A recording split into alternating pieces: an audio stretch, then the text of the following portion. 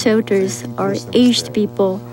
Female staff officers are having difficulty. Many of those old people, lonesome, they do not have family members. It is sometimes needed for some of these old evacuees.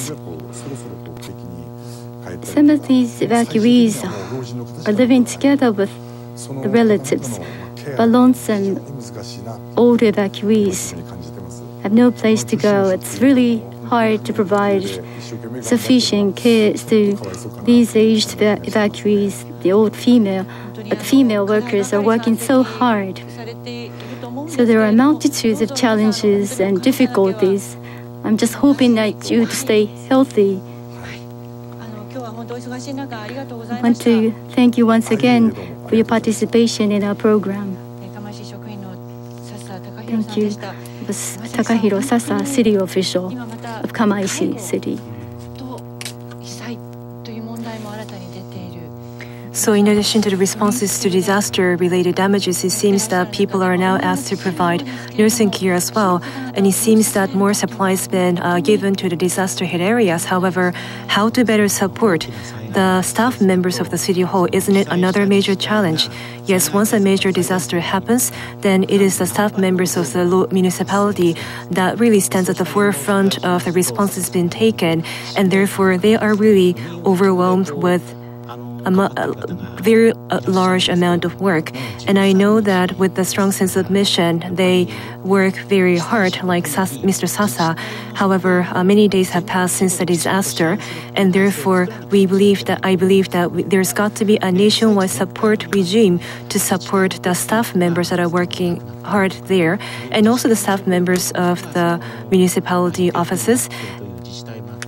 In some areas have died or are still missing, and therefore in some municipalities, the city halls or the village halls themselves are not functioning. And therefore, there is certainly a need to support the entire district or municipality from outside.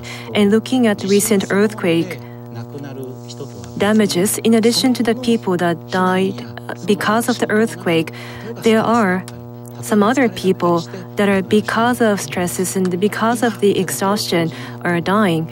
So we have to now take measures, or else the survivors that survived through tsunami and earthquake could become another victims.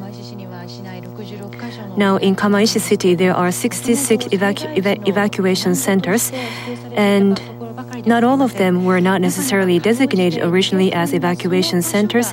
In some cases, they just happened to be buildings where people ran into, and the buildings became evacuation center. One of them is located in Nebama district. In this district, most of the houses were swamped away, and currently 40 people are taking shelters in this inn, which is now an evacuation center. And it was 5 days after the disaster when our interview crew visited this place.